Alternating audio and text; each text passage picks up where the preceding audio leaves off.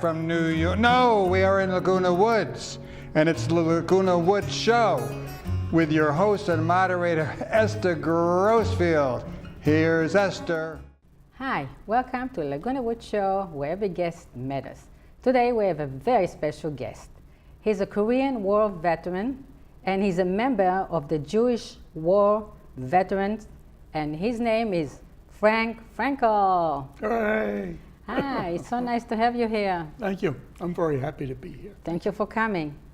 So you were in the Korean War, right? I was there during the ceasefire years. We still have a ceasefire in Korea. There never was a peace. So I was there in 1955 and 1956. Can you tell us a little bit about your experiences there?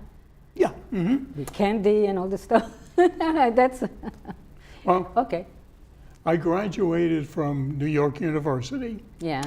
Went through, as all young officers do, the basic infantry officers course at Fort Benning, Georgia. Yeah. I went through it with a West Point class. Wow. I was very, very impressed with them. They were fine gentlemen. I'm sure they're fine ladies now too. But at my time, they were all men, Mostly men, at West Point. Mm-hmm. Yeah. Mm-hmm. Shortly after that, I received my orders for Korea. I was a young infantry officer. Yeah. And I was signed to a rifle company, and we were patrolling what is still called the demilitarized zone, where on one side were the Chinese and North Koreans, and the other side was us. How far was it from one another? Would you say? A matter of a few hundred yards. Few hundred yards. Wow. Today it's a popular tourist spot. Oh, really? Yeah, yes.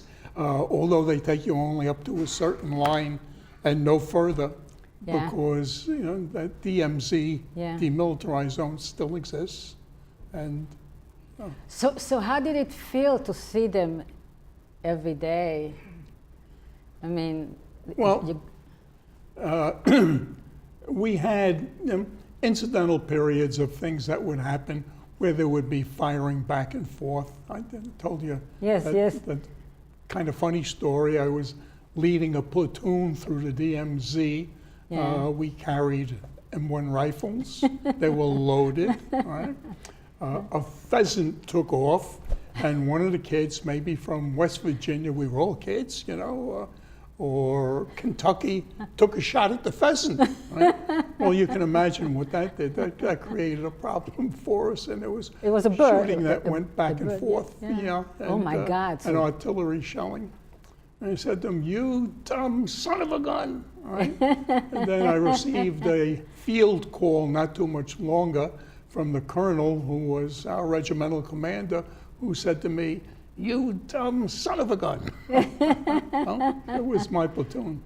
Later, I became a company commander. Yeah. And what we did, and in my experience, I had mentioned that I had my own Jeep, and it was painted Korean, marine green, right? Yeah. That deep forest green. Yeah. I had doors on the side of the Jeep that Yeah. were made for me and all. And of course, the big radio on the back. When I had to pick up supplies, or if I went down to Incheon or pick up troops, I'd come back, but with the Jeep, whenever the kids in the village saw that Jeep coming, they'd all come running out from the villages, because one of the things I always picked up was candy. And I'd be tossing candy back and forth as we drove through the village. They were so excited, and they waved, and and that was one of the fun experiences. You were tossing it to the other soldiers too, or no? When we patrolled the DMZ, Yeah. Is it I like could tell you that too. After the one who took a shot at the pheasant, we carried our M1 rifles and cartridges and bullets on the side, not locked in the weapon. And yeah, I brought along candy bars to throw to the Chinese soldiers too. I thought that was put everybody in good graces. Yes, it makes it. Yeah. Like friendly, you know. Everybody loves a Hershey bar. Oh, is that what it was? Hershey bars. So you belong to the Jewish War Veterans. Can you tell us a little bit about it? Yes. This was an organization that was created in the late 1800s. 1896. 1896, you are correct. And basically it was created because there were any number of Jewish soldiers, Jewish American, American Jewish, who served in the Civil War. Served in the Civil War, by the way, on both sides, and were never recognized. And the Jewish people felt that they never received enough credit or recognition. Yeah. So they started the Jewish War Veterans. This was a number of years after the Civil War, Yeah. but it was because of the Civil War and receiving recognition. And American Jews have served in the military since the Revolutionary War. Wow. Wow. And the Jews have a lot, they had casualties, like 500, I mean, you mentioned we had- 500,000 in where?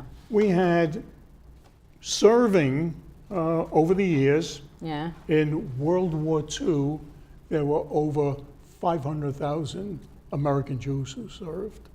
And in Korea, there was 150,000. And in Vietnam, Jews. there were 30,000. Wow. And amongst them, we've had winners of the Medal of Honor. One in particular I love, he retired a full colonel. His name is Jack Jacobs. And his citation for bravery, the Medal of Honor, of course, is for the highest of valor and bravery. Just amazing. Yeah. And on top of it all, I love Jack because he's a graduate of Rutgers University. And that's where I'm from, Rutgers, New Jersey. So you meet once a month. That is correct. We're in Clubhouse 2. We meet the third Sunday of the month. We have our lox and bagel meeting. Yeah, in the morning, at 9 o'clock in the morning, right? Yeah, it actually starts 9:30. 9:30. People arrive at 9. We'll have coffee and all. So we This will, is the best kept secret here in Laguna Woods. the lox and bagel, Lox, bagel, cream cheese, and egg salad. egg salad, and sometimes muffins. And, Yeah, and it's only for $6. for $6. But of course, you know, we're there for our camaraderie. Yes, yes, And open to any person of the Jewish faith yes. who has served in the military. Yeah, but for people that want to come and enjoy the breakfast, you don't have to be a member, do you? No. You don't have to be a member to come on Sundays in the morning. I mean, every third Sunday of the month, bagel, cream, I love that. We're in Clubhouse 2. Clubhouse too. We have a very significant women's auxiliary, very, very active, that does a lot of things. And the person who we all make you'd want to make the reservation with is Eileen Shapiro. And let me give you a telephone number, 949-427-3191, for anyone who would like to To attend. come to attend. Our membership has mostly been World War II veterans. And by golly, if you served in World War II, you're now a person approaching or in your 90s. So our population has been dwindling. We have a number of people who served in Korea, one from Vietnam, and would you believe that right now I'm probably the youngest member of the Jewish War Veterans. So we really need people to You need populate our people. organization. Okay, now that they're going to see it on TV, maybe they're going to come. I hope so. Especially on Sundays. I love it. Yeah, I hope so. So May, people are going to start in May because Yes, May. we won't have a meeting in April. May will be our next meeting. May. Yes. Okay. So you were talking about medals. Oh, You got some medals? Yeah. About 3 years ago, Consul General from the South Korean government came down to meet with the Jewish war veterans, and he had medals for 10 of us that had served in Korea. And so he presented the medal. So that's the medal here? Mm-hmm. And his citation that declares us ambassadors for peace. And I read this. This is a proclamation from the Korean government. Yeah. It is a great honor and pleasure to express the everlasting gratitude of the Republic of Korea and our people for the service you and your countrymen have performed in restoring and preserving our freedom and democracy. We cherish in our hearts the memory of your boundless sacrifices in helping us reestablish our free nation. In grateful recognition of your dedicated contributions, it is our privilege to proclaim you an ambassador for peace, with every good wish from the people of the Republic of Korea. Let each of us reaffirm our mutual respect and friendship that they may endure for generations to come. And this is signed by the commanding general of the ROK, the ROK Army. Wow. All right? I'm very proud of that Wow. award, and to be Really an something. ambassador of peace. Wow, that's really something. So what are some of the activities that you do with the Jewish war veterans? I know you go to hospitals. Yes, mostly our auxiliary visits the hospital, the Veterans Hospital in Long Beach. Yeah. Right? And On Wednesdays? they bring, they're on Wednesday. They bring food, fruit to the patients in the spinal ward and spinal recovery. Yeah. And they're always, so grateful to see us when we come down. I make mention to you that one of the Jewish Americans who won the Medal of Honor, his name was Tibor, T-I-B-O-R, Tibor Rubin, originally from Hungary. And a hospital has been renamed in his honor and in his name. He passed away about a year ago. What war was he in? Korean War. Oh, really? It's, if we have time, he was a fascinating individual. We can talk about him, yeah. Yeah. Okay. He, as a young man, he spent time in a concentration camp. He was originally Hungarian. Wow. And so he learned all the survival techniques to get through Dachau and Auschwitz. Yeah. Right? Then he came to America. Yeah. And he fell in love with this country. Yeah. And he volunteered to go to Korea. Right? And in Korea, he covered the retreat of an army company all by himself up on a hill until he was wounded and captured by the North Koreans himself. Wow. While he was in the camp,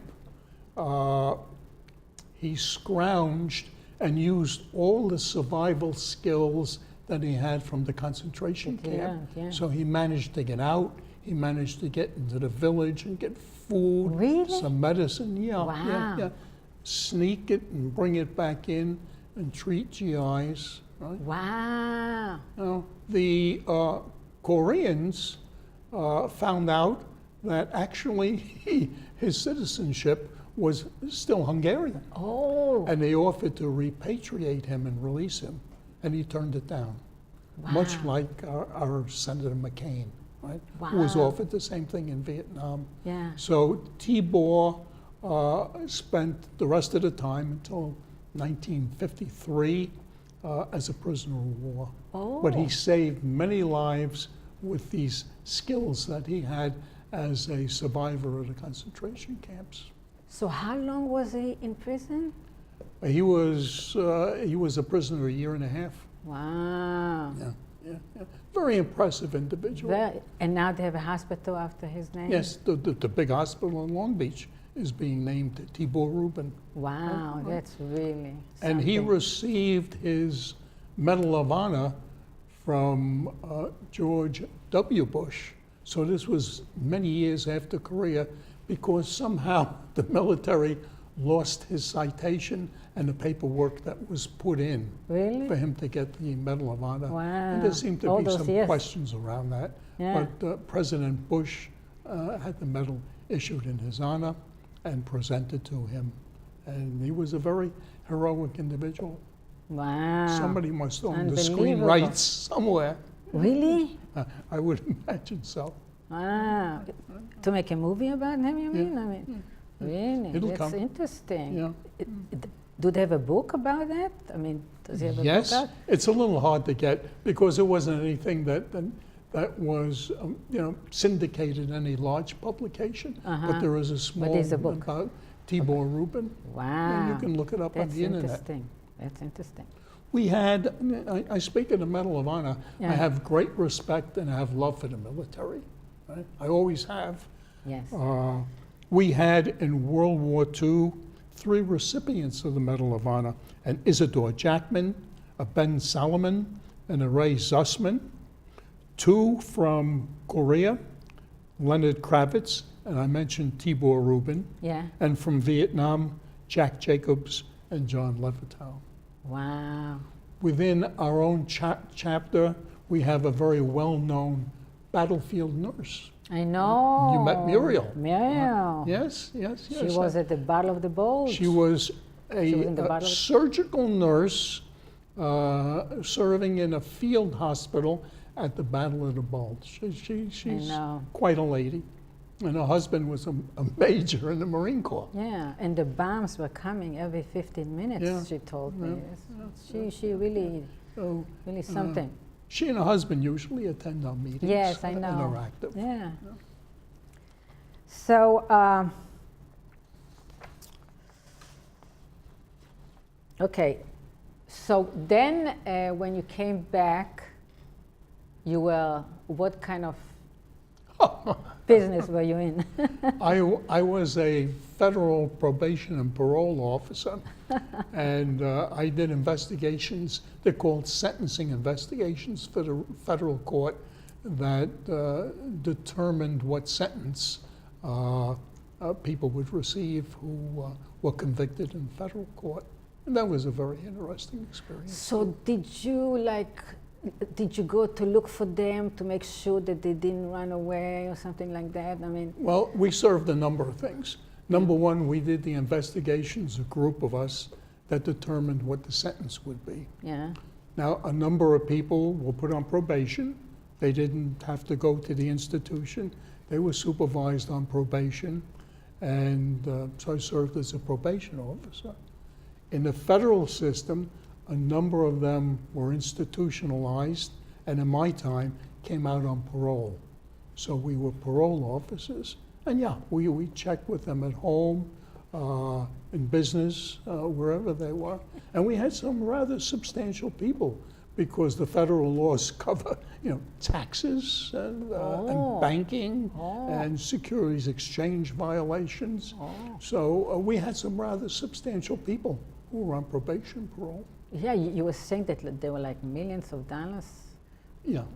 When I started out, it was interesting because I was a USPO, a federal probation officer, for Yeah. 26 years. Yeah. And when I started out, we got a very, very big case, $1 million, right? Usually something like counterfeit money. Yes. And it ended up that we were handling cases for billions of dollars. Oh my And that was God. out of the drug industry. Oh. I'm not talking about the pharmaceutical houses. I'm talking about heroin and cocaine Oh, and the wow. drugs that were smuggled into this country. And that a problem that exists to this day. Wow. So when you went out there, did you go with a gun or anything No. like that? No, Really? no. We had our choice, and we elected not to carry weapons. It kind of, in a lot of ways, it defeated our purpose, because our purpose was, with people, keeping them out of prison, not putting them in prison.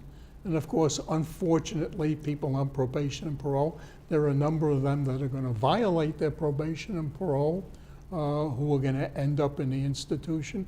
But basically, you take a positive look at the job, and you say, my job is to keep them out of prison. Did somebody ever like run away or anything like that? Yes. They Yeah, did? yeah, yeah. And there was a woman who was a weatherman who was on television not too many years ago.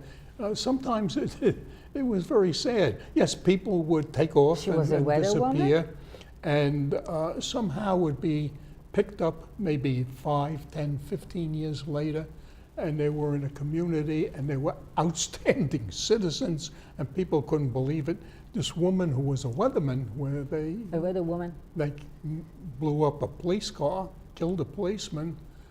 She ended up, I think, sentenced to 7 years. This was years later when she had married. She had 3 children. She was extremely well thought of in the community. I Yeah. believe somewhere in Minnesota. Yeah. And that would happen. But a lot of people that we had, we call them absconders, just all their lives they had been absconders from life. So she ran away and they caught up with her years later after she got married. It was not unusual. I think I remember a case like that, you know, like years ago. That You got some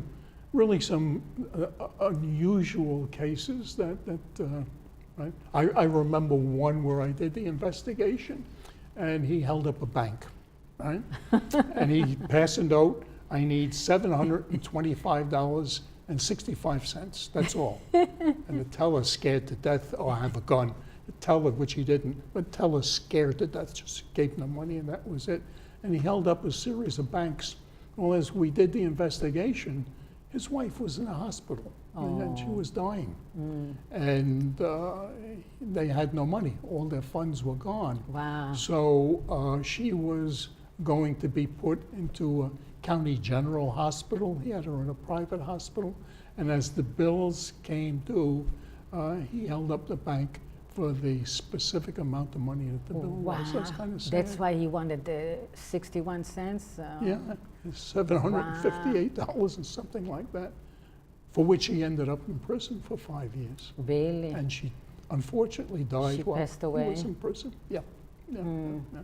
So Sad story. you deal with human beings. There are Madoffs, and and then there are people like the one who I just mentioned. Yes. people Isn't that who- something? Who at a certain time of stress in their lives did something foolish and Yes. didn't realize or look at other options that they had. There are other options that they could do, that they had. Yeah, so